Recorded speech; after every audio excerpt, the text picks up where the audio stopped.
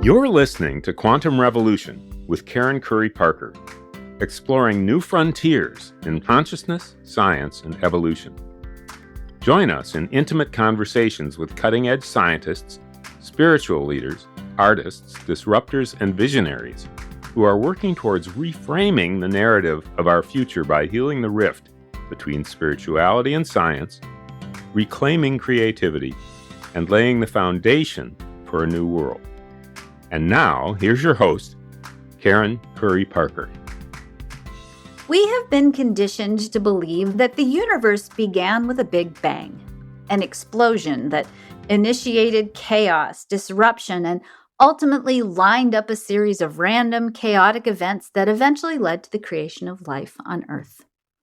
This assumption forces us to believe that not only is life a serendipitous and random event resulting from the birth of the universe, we ourselves are simply accidental aspects of this cosmic event. As an accidental cosmic event, the next logical assumption is that we are basically drifting in a random cosmos, artifacts of events over which we have no control, our lives simply a continuation of an accidental story over which we have no influence. And yet, when we look at the nature of life, the massive amount of complex organization and synchronicity that is the story of our individual lives and life on Earth itself, it's hard to believe that we are simply a random event generated from a cosmic explosion billions of years ago. Our guest today is Dr. Jude Currivan, cosmologist, futurist, planetary healer, member of the Evolutionary Leaders Circle, and author of the new book, The Story of Gaia. In her new book, Dr. Currivan shares scientific breakthroughs which detailed the 13.8 billion year story of our universe and Gaia, where everything in existence has inherent meaning and evolutionary purpose. Showing how the universe was born not in an implicitly chaotic Big Bang, but as the first moment of a fine-tuned and ongoing Big Breath, she shares the latest evidence for the innate sentience that has guided our universal journey from simplicity to ever greater complexity, diversity, and self-awareness, from protons to planets, plants, and people. She explains how evolution is not driven by random occurrences and mutations, but by profoundly resonant and harmonic interplays of forces and influences, each intelligently informed and guided. Join us for this powerful quantum revolution conversation with Dr. Jude Currivan. Hello and welcome to Quantum Revolution. I am talking today to Dr. Jude Currivan, author of the brand new book, The Story of Gaia. And before we get rolling with what I know is going to be a mind-blowing conversation, you're going to have a lot of paradigms shattered today. I just want to say that if you have not had a chance yet to grab Dr. Currivan's new book, The Story of Gaia, do make sure that you go get this book. By the end of this interview, you're going to want to go back and read and sit and contemplate everything you're going to be hearing today. Dr. Currivan, so excited to have you here. Welcome. Thanks, Karen. It's wonderful to be with you. So thank you again for the invitation. My pleasure. So I'm going to have to start with our very first, we'll call it paradigm shift. And I want to just say your book literally came out today. I grabbed it. I've been reading it all morning. And I will have to go back and read it much more slowly because it's definitely not a book you can skim. And you started off in the very beginning with an introduction that bridged actually from your previous book, The Cosmic Hologram. And I want to start by giving our listeners a little bit of that bridge, because I feel like if we leap into the story of Gaia without at least having that bridge, it's a lot. And so one of the things you talk about in your introduction is the alphabet, if you will, the alphabet of the universe. Can you explain to us a little bit about the alphabet of the universe and how that begins to feed into the story that we construct out of that alphabet that constitutes our ancestral lineage as children of Gaia? Great, Karen, I'll be happy to. Well, to take a step back, what we're finding now at all scales of existence across many, many different fields of research are the same patterns that are showing us that the appearance of our universe, its energy and matter and space and time, aren't fundamental. They literally arise from deeper levels of cosmic causation. And they do so in the form of meaningful, not random data, but meaningful, what I call in-hyphen formation, that literally informs all that we call our universe. And the way that this happens is that if we like cosmic mind, the ultimate creator, the ultimate causative intention of our universe, does so by taking its innate consciousness and expressing that consciousness as meaningful information. But whereas, for example, the meaningful information of our language, our English language, has 26 letters, an alphabet of 26 letters, the universe manages it with 2 letters. And they are ones and zeros, digitized in formation. But from that, the simplest it could be, but no simpler, our universe, the appearance of our universe, is meaningfully informed from its tiniest scales up to atoms, molecules, stars, planets, plants, and people. So everything that we call our reality is literally meaningful information built up, accumulated from those 2 letters, the ones and zeros of our universal alphabet. So already I'm sitting here thinking I need to meditate on that for at least a week. So you then go on to talk about how this alphabet, this meaning that then puts the world into formation. Is that a correct way of saying that? Beautiful way of saying it.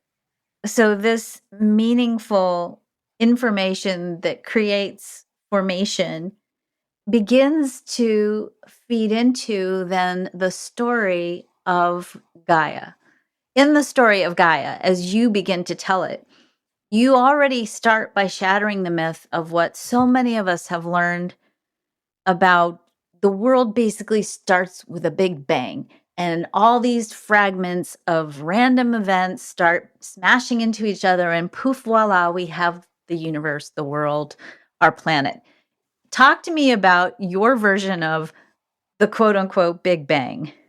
Okay, and I love the brufafa. Is that a technical term? It is very. I have a few of those as well.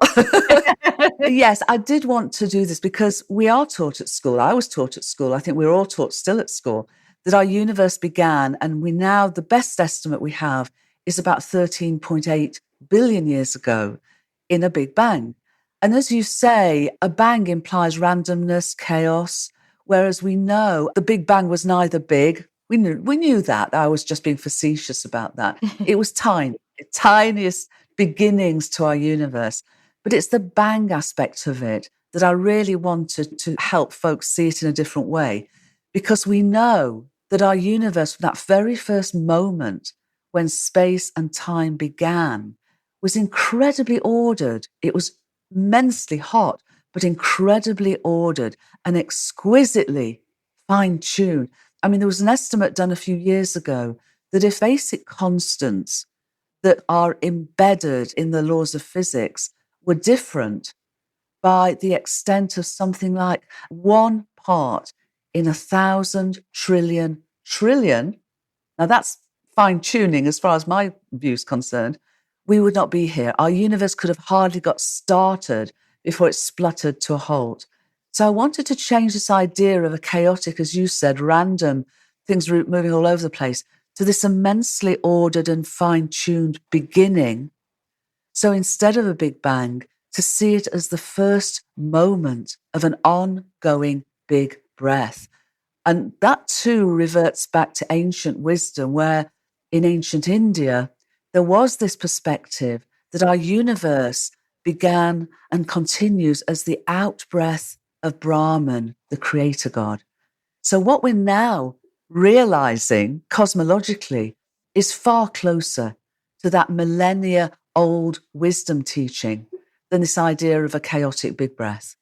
So I want to unpack that for just a minute, because I actually have a memory of being 12 and watching a movie made by David Walper about the human body. And there was a scene in this movie that said, if it wasn't for split-second timing, man would not be able to walk. And I always thought, how fascinating that all these parts of our human story we assume are sort of this evolutionary conglomerate of this perfection. I mean, it's perfection. Really, it's perfection, the way we operate and the way the world is organized. And the idea that it is a random event, a random experience, really robs us of sovereignty over the experience. I, It, go ahead. I was completely agreeing with you. And please do finish, and then I can perhaps respond as to why categorically our universe exists meaningfully and evolves purposefully, where it is not driven by random events and mutations. Just take it away. Go for it, because that's I was sort of trying to put all these big ideas, because the way you speak about this and the way you share, and again, sometimes when you have a paradigm shift, it takes a little bit for the language to drop in. And I am truly sitting in the experience of having read through your book in the course of several hours, and my entire worldview is completely upside down now. So I need you to fix it for me.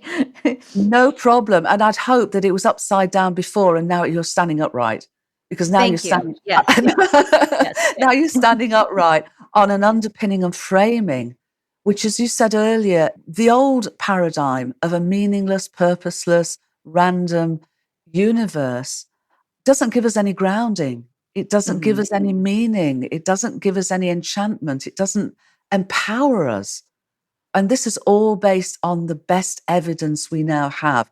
So it's not just some new ideas that happen to align with ancient and universal wisdom teachings. This is the best science at the leading edge of scientific breakthroughs at every scale of existence and many, many different fields of research. So yeah, to go back to this idea, what we're finding, going back to this point of our universe beginning in an incredibly ordered and fine-tuned way, and ever since then, as space has expanded and time has flowed forwards, it's been on a trajectory from simplicity to complexity. And what we're understanding is that that's because of the relationality of all of the laws of physics, which enable this. They enable our universe to meaningfully exist and purposefully evolve to the extent that it embodies an evolutionary impulse to do so, from its initial simplicity to ever greater levels of diversity and complexity, individuated self-awareness into people and planets and plants. So when we've moved through an already incredible journey of the first 9 billion years or so, from the initial hydrogen through generations of stars, and eventually to galaxies where between the stars there are clouds of interstellar dust and gas, and in them are all of the chemical elements that are being created in the bodies of stars and then released when those stars have died and exploded, and all their elemental abundance moved into the interstellar medium, but then clustered with ice, with water, which had then formed, and all the biological building blocks that would be able to ultimately be formed into even greater complexity on our planetary home. But we're now talking about a time before our sun and our planetary system came into being. But in those interstellar dust clouds, which we've got some fantastic images of from the James Webb telescope now, and before that, the Hubble, they are the birthing places. They are the birthing places for planets and for biological organisms such as us, because all of the chemical elements are there. And again, the complexity is so guided intelligently, as it has been from the very beginning of our universe. Those building blocks of us didn't come together randomly. They came together in ways that I write about in the Story of Gaia, marvelously. So they were already the forerunners of DNA and RNA and forerunners of the amino acids, which are the building blocks of proteins, lipids, fats, sugars. We've actually been able to find them through their molecular signatures by looking out into these interstellar dust clouds, which I think is a wonderful thing of itself. But then about 5.5 billion years ago, a nearby star exploded as a supernova, and the shock waves from that star were perfect to shock part of that interstellar dust cloud to collapse, to gravitationally collapse, to form the basis of our planetary system. If those shock waves had been any stronger, they would have destroyed that birthing place of our system. If they were weaker, they wouldn't have caused the pressure for that collapse to happen. So they were ideal. And as a result, what became our sun and his retinue of planets began to form. And of course, the third rock from the sun was our planetary home, Gaia. And there was so much water, as well as all those prebiotic molecules in those dust clouds, that our planet, together with Mars and Venus, all began their lives as water planets. But only ours, Gaia, in what's called the Goldilocks zone, sufficiently far from our sun and big enough to hold onto its water and not have it frozen or escape into space, to remain as a home for even greater levels of complexity, to then take the next step. And the whole story of biological complexity continued that incredibly intelligent, informationally guided and underpinned journey of ongoing emergence. Again, I apologize to my listeners for feeling so tongue-tied, because that's not my norm, but I'm now just in complete awe of just from, again, hearing and this story that I've been so engaged in today. And as I read this story, I have to say, it reminded me of my dog. And the reason why it reminded me of my dog is I feel like my dog is very dialed in to cosmic mind, right? He is so deeply attuned and aware to what's needed next in the evolution of his own program, if you will, right? I love it. I love it.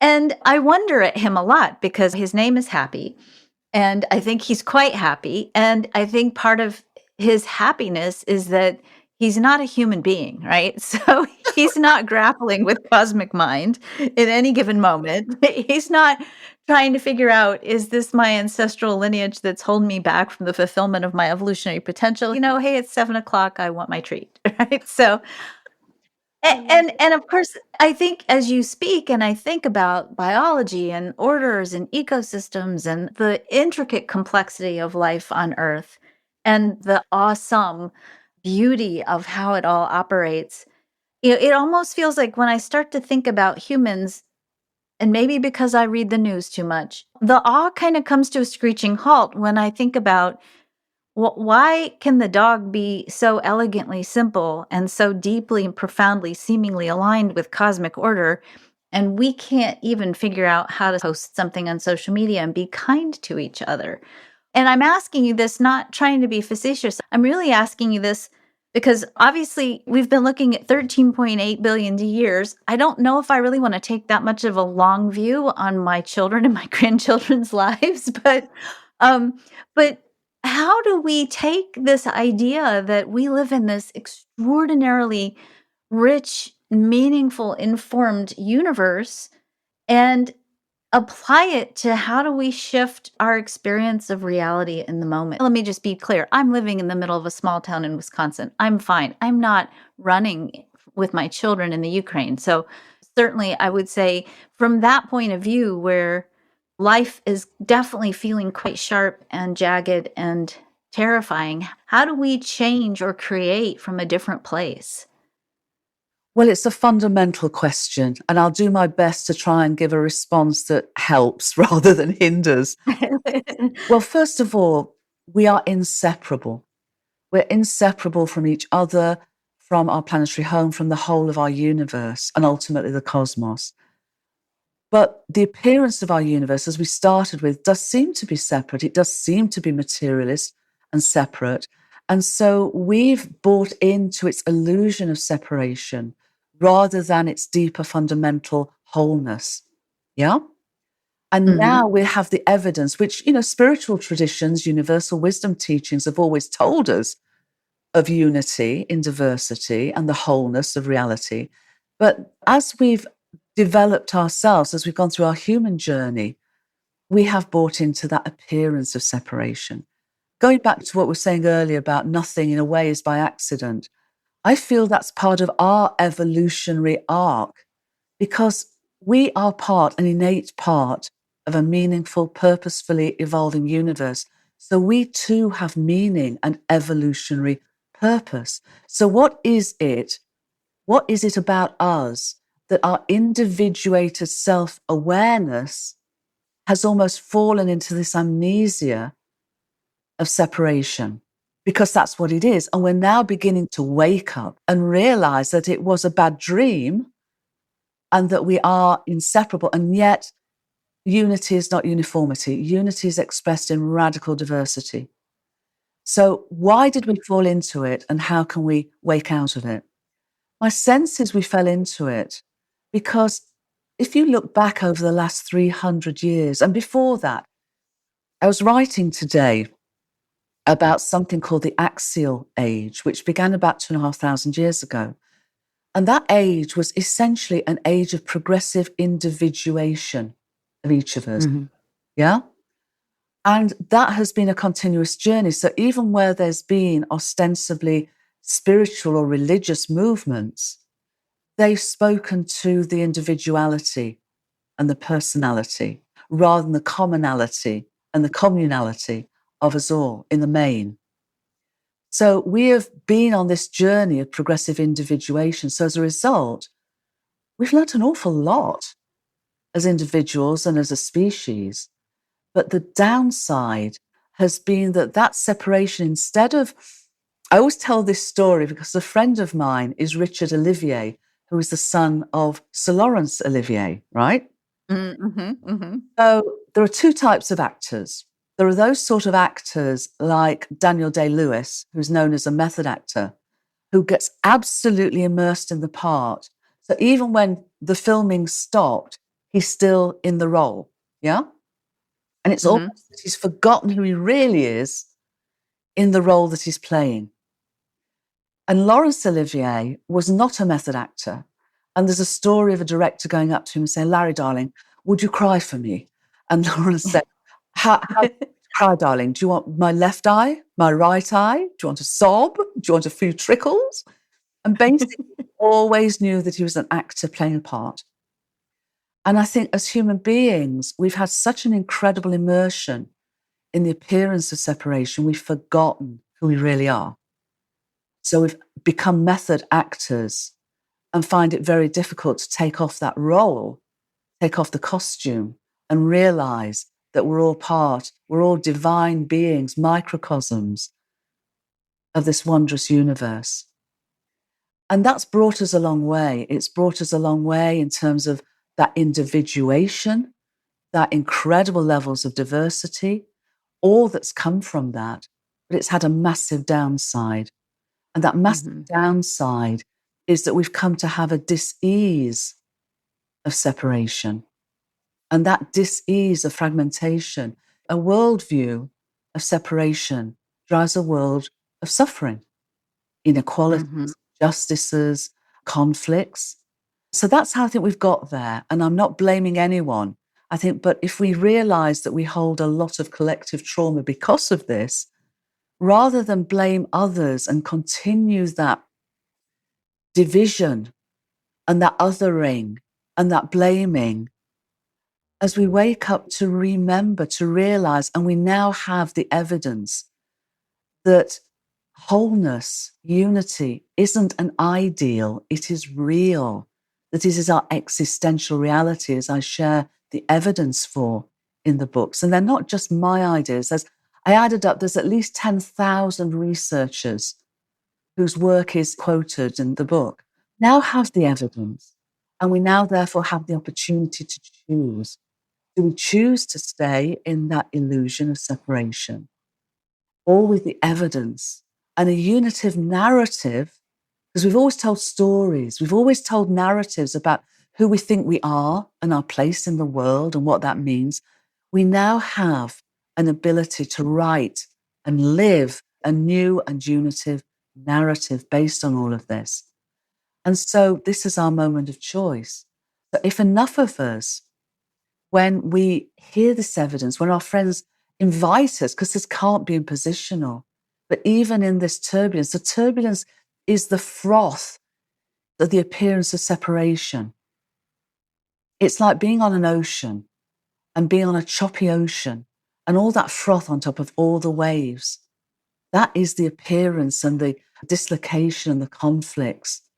If we just go beneath the surface to realize we are droplets of this great ocean, and together we can literally come together to wake up, to remember we're inseparable. And then we can step into what I believe, because the evolutionary impulse of the entire universe is working through us, that we can actually become Gaia, our planetary homes, co-evolutionary partners, rather than her very naughty children. Well, you said a couple of things that I just want to pull out because I think they're so important. You said unity is not uniformity. And I think that's a big fear that people have, that if we're all one, then we're going to be, I think, to quote Star Trek: The Next Generation, we're going to be absorbed into the Borg, right? Right. And I think we have to remember that literally the composition of the cosmos is what it is today because of each and every one of us, and not because of all, and also because of all of us. And that if you aren't holding your unique and vital and irreplaceable role, then literally the nature of the world changes. And people, I think, feel quite powerless about recognizing, or maybe they're conditioned away from recognizing their unique importance, their unity, the expression of their unity that comes from being the full unique expression of who they were created to be. And I love that you say we have choice, because I think that's another piece that I feel like people are afraid of, that if I surrender, if you will, surrender is kind of a hard word, but if I let cosmic mind work through me to its fullest capacity, i.e. surrender, then I'm not going to have a choice, right? I will no longer be autonomous over my own life. And I'll have to do terrible things that involve martyrdom oftentimes. I think that's part B of that story.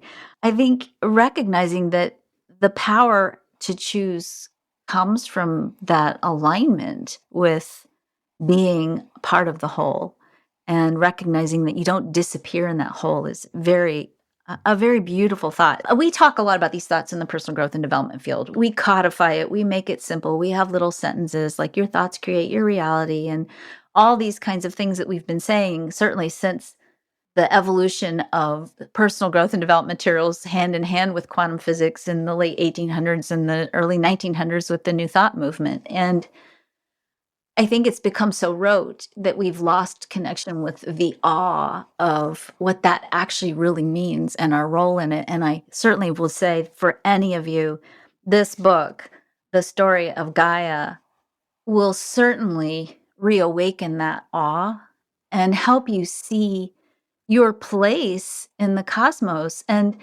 I have to just say, because I was struck as I was reading this, I'm a big fan of The Hitchhiker's Guide to the Galaxy. And in one of the follow-up books, there's a character called Zaphod Beeblebrox who gets punished and is forced to look into the total perspective vortex, which normally drives most people insane. They see their place in the cosmos and it's so tiny and infinitesimal that they go crazy, right?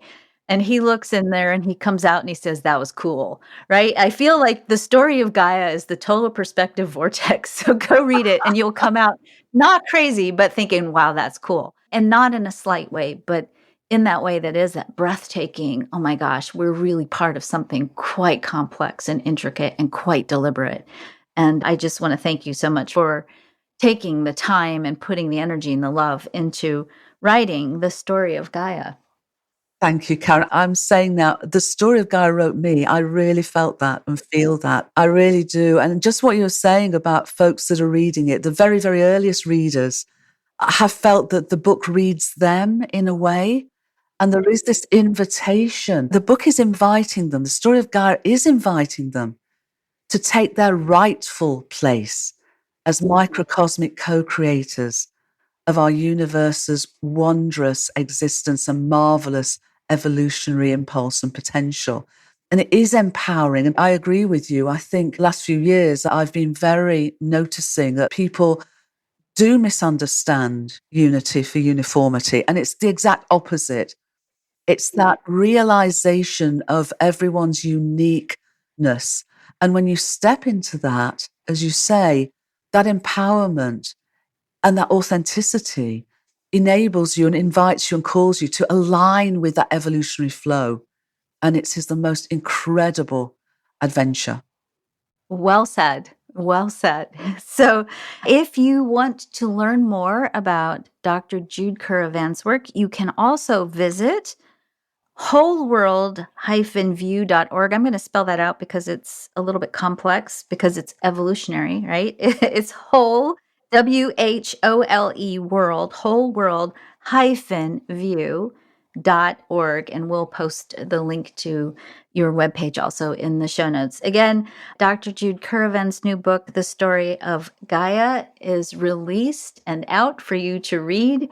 If you do choose to read it, you will choose to read it. I encourage you to read it. If you are going to read it, plan ahead.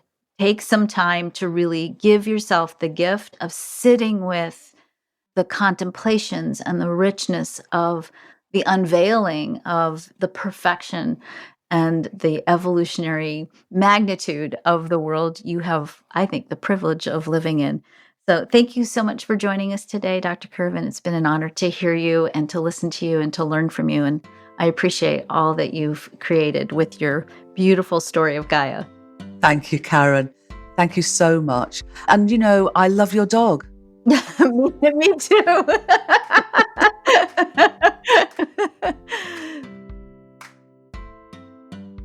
We have seen over and over again in our quantum revolution conversations that our expanded understanding of how the world actually works is hampered by outdated materialistic beliefs rooted in the misinterpretations of the work of Charles Darwin and other materialists. If the universe is not driven by random occurrences and mutations and is instead highly organized and intelligently informed by meaningful information flows and processes, then constructing a worldview rooted in powerlessness and lack of control or choice doesn't make sense. If we are deliberate, not accidental, once-in-a-lifetime cosmic events, or as Dr. Currivan writes in her book, The Story of Gaia, a result of a great thought of cosmic mind, manifesting as a cosmic hologram of meaningful information that exists to evolve, then our role as humans is to embody a collaborative, co-evolutionary partnership on a planetary level. A collaborative partnership that has the power to support greater complexity, more meaning, and that truly represents the beauty and grace that is the fulfillment of the true story of humanity. Our evolution is an integral part of Gaia's own evolutionary process and purpose. By perceiving and experiencing our planet as a sentient being and ourselves as Gaians, we open ourselves to a deeply ecological, evolutionary, and above all, hopeful worldview. Dr. Jude Currivan's book, The Story of Gaia, is available on Amazon, Barnes & Noble, and many other online bookstores. You can learn more about Dr. Currivan on her website, www.wholeworld-view.org.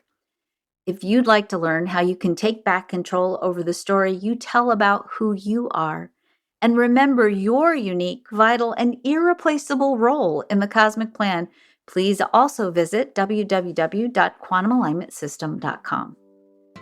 I'm Karen Curry Parker. Thank you for joining me for Quantum Revolution. It's an honor to co-evolve with you. Thank you for joining us on Quantum Revolution with Karen Curry Parker. For more information on how to change your world and to hear more about our guest today, visit quantumrevolutionpodcast.com. Make sure you follow us on your favorite podcasting platform so you don't miss a single episode of Quantum Revolution. We'll see you next time for some more groundbreaking conversations with Karen and her guests. How will you impact your world today?